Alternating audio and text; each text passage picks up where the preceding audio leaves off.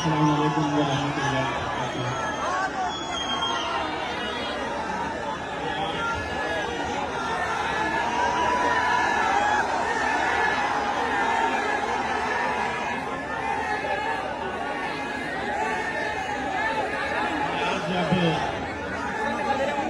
शिरडी से दिल्ली के लिए रवाना हो रहा था, फ्लाइट में बैठ रहा था, तो असद भाई का मैंने ओखला के अंदर पैदल दौरा जो चल रहा था वो लाइव देख रहा था, और वो देखने के बाद मुझे पूरा यकीन हो गया कि इंशाअल्लाह इस बार ओखला के अंदर बदलाव होगा।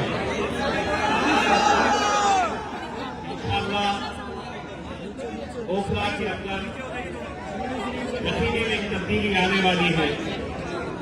मैं बड़े ही ईमानदारी के साथ ये बात कहना चाहता हूं। मैंने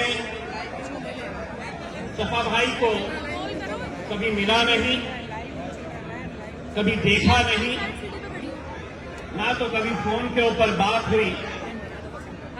तब आप ये सोचेंगे कि जिस शख्स को हमने देखा नहीं, जिस शख्स से हमें कभी बात नहीं किए, हमने कभी उनसे मुलाकात नहीं की, न फोन पे बात की, तो कैसा मजलिस इत्तेहाद और मुस्लिमीन ने एक ऐसे उम्मीदवार को टिकट दे दिया ओखला से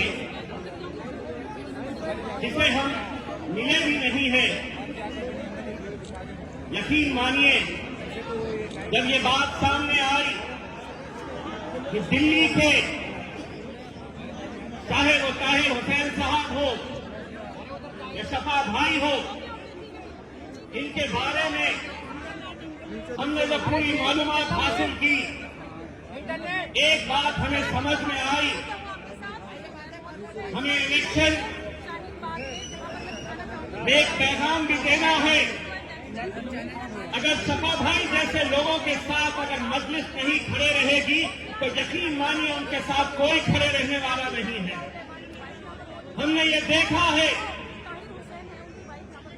आज अगर इतने सालों से वो जेल में है, वो सलाखों के पीछे है, तो किस लिए? क्या किसी की जमीन हड़पी है? क्या कोई बड़ा जुर्म करके वो अंदर गए हैं? क्या किसी का पैसा लूटे हैं? मेरे भाई, अगर उस दिन वो न होते तो शायद मंजर कुछ और होता। अगर वो आज अंदर है तो कहीं न कहीं इस बात का एहसास करिए, सोचिए कि वो अगर अंदर है तो आप बाहर हैं। वरना हो सकता था कि वो शख्स बाहर रह सकता था, अंदर आप में से कोई और जेल की सलाखों के पीछे सालों साल अपनी जिंदगी गुजार रहा होता। हमने जब सपा भाई के दो छोटे छोटे मासूम बच्चों से जब मैं मिला, यकीन मानिए आज रात में घर में सोते वक्त 1 मिनट के लिए अपनी आंखें बंद करिए, तसव्वुर करिए कि 4.5 साल से ये बच्चे अपने बाप के दीदार के लिए तरस रहे हैं। छोटे बच्चे, तसव्वुर करिए उस बाप की कैफियत जो हर रोज जी कर भी जेल में मरने जैसी जिंदगी गुजार रहा है। कैसी उसकी तड़प होगी कि मैं अपने दोनों लाडलों को कब देख पाऊंगा, कब उन्हें गले से लगाऊंगा। वो बच्चे, तसव्वुर करिए मेरे भाई, यहां कोई हुल्लड़बाजी करने के लिए, कोई हंगामा बर्पा करने के लिए ये महफिल नहीं सजाई गई है। बहुत संजीदगी के साथ हमें इस बात का ख्याल करना है ये इलेक्शन महज 2 ही सीटें मजलिस लड़ा रही है। हम चाहते तो 20 लड़ा सकते, 25 लड़ा सकते, 40 लड़ा सकते, लेकिन मेरे भाई आंकड़े मायने नहीं रखते हैं। ऐवान के अंदर जाने वाला शख्स कौन है, कितनी मजबूती के साथ खड़े रहेगा, कितनी ताकत के साथ तुम्हारी आवाज से आवाज लगाएगा, ये मायने रखता है। मैंने अल्हम्दुलिल्लाह आप लोगों की दुआओं की बदौलत ये शर्फ मुझे हासिल हुआ था कि हिंदुस्तान की उस अजीम शख्सियत जिसे दुनिया जिसकी एक झलक देखने के लिए, जिसकी आवाज ऐवानों के अंदर गूंजती है, अल्लाह ने मुझे यह मौका दिया था कि मैं मेरे कायद बैरिस्टर असदुद्दीन अवैसी साहब के साथ पार्लियामेंट के अंदर जाकर बैठूं। वो शर्फ मुझे हासिल हुआ था। अल्लाह की मर्जी दोबारा मुझे मौका नहीं मिला, लेकिन मुझे मालूम है 2 की ताकत क्या होती है। वहां पे कितने और बैठे हुए हैं, कोई मायने नहीं रखता है। जंगल का हिसाब तो तुम जानते ही हो। जंगल में कभी भी गिनती गीदड़ों की, भेड़ बकरियों और कुत्तों की गिनती नहीं होती। शेर कितने हैं ये देखे जाते हैं। बहुत तकलीफ होती थी उन्हें कि एक शेरवानी से तो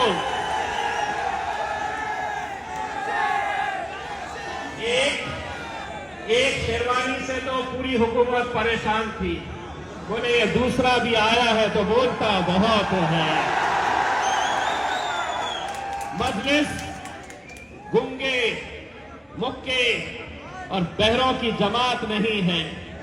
हम बोलते हैं और अल्हम्दुलिल्लाह पहले ही दिन से अगर मैंने वहां पर जाकर कुछ सीखा था तो मेरे कायद ने मुझे ये सिखाया था कि पूरा सीना तान के, पूरे जिगर के साथ सच को सच बोलने की हिम्मत रखो, झूठ को झूठ बोलने की हिम्मत रखो, क्योंकि इतिहास दिलोरों का लिखा जाता है। इतिहास दिलेरों का लिखा जाता है, दलालों का नहीं लिखा जाता है। कितने जाते हैं हमारे भी उन ऐवानों के अंदर, कितने जाते हैं, लेकिन जब तुम्हारी आवाज बनने की बात आती है, तुम पर जुल्म होता है, तुम पर ज्यादती होती है, तो कोई बोलने के लिए तैयार नहीं होता। लोग परेशान थे कि पहली मर्तबा पार्लियामेंट के अंदर आया और नरेंद्र मोदी की आंखों में आंखें डालकर बोल रहा है।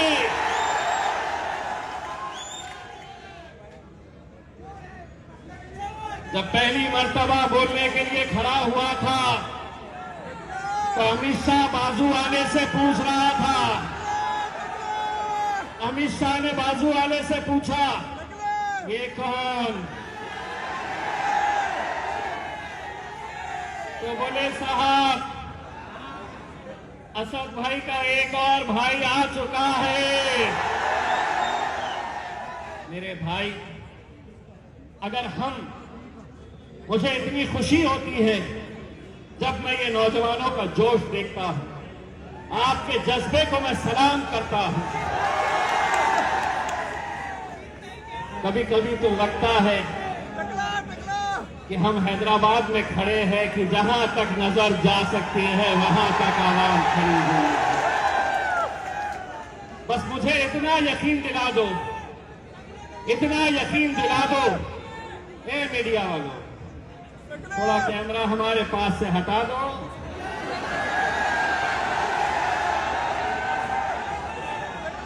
शिफा भाई को कितने लोग वोट करने वाले हैं, हाथ ऊंचा करके दिखा दो, वहां दिखाओ। हमारे चेहरे में कुछ नहीं लिखा है, उनके हाथों में है जो भी है। 5 तारीख के दिन इंशाल्लाह यही हाथ उठेंगे और जुल्म के खिलाफ एक पैगाम हम देंगे। जुल्म के खिलाफ एक पैगाम पूरे हिंदुस्तान के अंदर हम देंगे। सारों की बेल हो जा रही, सारों की जमानतें हो जा रही है। एक बात मैंने पहले ही जलसे में कहा था, आज एक बार फिर से दोहरा रहा हूं। शिफा भाई, आप ये मत समझिए कि आप अकेले जेल में हैं। यहां जितने लोग हैं 5 तारीख तक इन्होंने सबने अपना नाम तब्दील कर लिया है। बोलो, तुम्हारा नाम क्या है? मेरा नाम क्या है? असद भाई का नाम क्या है? मेरे भाई, दिल्ली के अंदर 2 सीटें हमें दे दे मेरे भाई। इतने जिगर के साथ पूरे हिंदुस्तान के अंदर मजलिस देखिएगा फिर कैसा कारनामा अंजाम देती है। हमें बड़े उम्मीदों के साथ हम यहां पर आए। ये जो मीडिया वाले हैं हमसे इतनी मोहब्बत करते हैं, बोले 2 ही लड़ रहे। मैं बोला इन्हें तकलीफ इस बात की भी होती है 10 कई को लड़े, इतने सारे सीटा कई को लड़ रहे। 2 लड़े तो तकलीफ, 20 लड़े तो तकलीफ। तुम्हारी तकलीफ तुम्हारे साथ, फैसले हम करेंगे। तुमको जो मीडिया पे चलाना है, जो मीडिया का इंटरव्यू हो रहा था, असद भाई से एक ही सवाल किया जा रहा था, आप दिल्ली के दंगाइयों को टिकट दे रहे हैं। वाह वाह रे मोदी, तेरा कानून।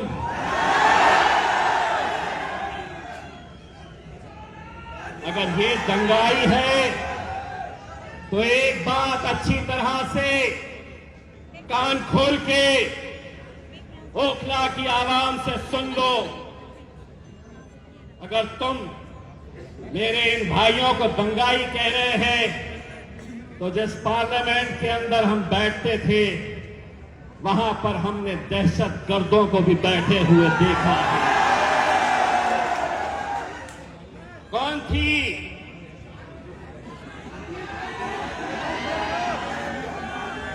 तुम्हें मालूम है कौन थी वो? मैं नाम क्यों नहीं ले रहा मालूम क्या? क्योंकि आधा मैं बोलता हूं, आधा तुम बोलते हैं। मीडिया वालों को क्या मिलता है तो बाबा जी का, वरना तो है पुलिस वाले हमसे मोहब्बत करने वाले। ले बोले इसको भी अंदर, इसने उसको ऐसा बोला, हम कहां बोले, आधा हम बोले आधा ये बोले।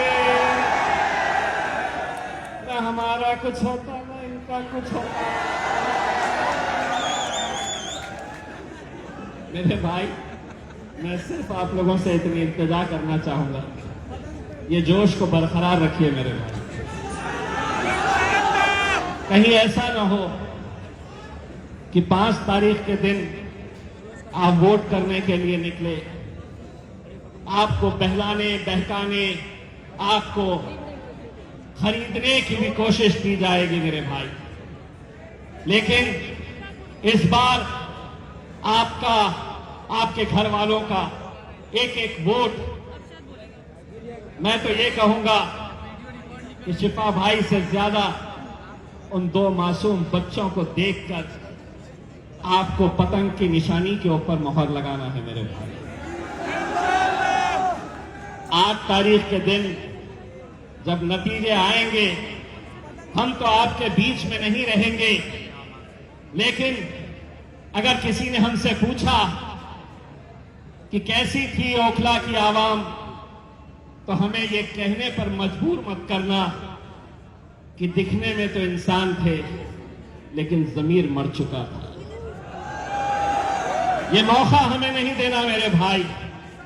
मुझे पूरा यकीन है कि आप इस बार मजलिस को कामयाब करेंगे और पूरे हिंदुस्तान के अंदर ये पैगाम पहुंचाएंगे कि हम मजलूमों के साथ खड़े रहेंगे, पूरी ताकत के साथ खड़े रहेंगे।